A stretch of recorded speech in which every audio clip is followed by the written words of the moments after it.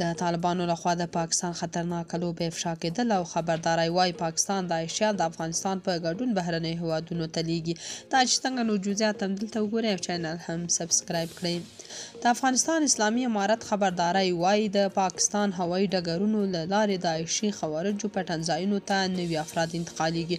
د افغانستان اسلامي امارت تازه خبر ورکړی چې د کراچۍ او اسلام آباد هوایي ډګرونو له لارې د عایشي خوارجو چې دوی یې شریر کړۍ بولي مرکزونو ته د ځینو اسیایي او اروپایي هیوادونو نوي اتباع انتقالیږي. د اسلامي امارت امنیتي او تصفیوي کمیسیون خپل کلني راپور کې ویلي داسې اطلاعات لاس کې لري چې کېدای شي د عایشي خوارج په راتلونکو میاشتو کې له دې افرادو څخه په استفادې د سیمې او نړۍ په بېلابېلو هیوادونو کې د بریدونو هڅې وکړي.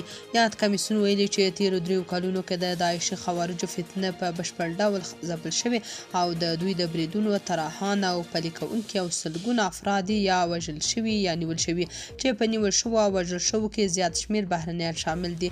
امنیتي او تصفیوي کمیسیون زیاته کړې چې افغانستان کې د عایشي خوارجو له بېساري ځپلو کېدو وروسته د دوی مشران او افراد ګاونډ ته وتښتېدل او د ځینو لوریو په هڅونه اوس بېرته د انسجام چارې پیل شوي او بلوچستان او خیبر پښتونخوا ځینې قبایلي سیمو کې ورته د روزنې کمپونه جوړ شوي.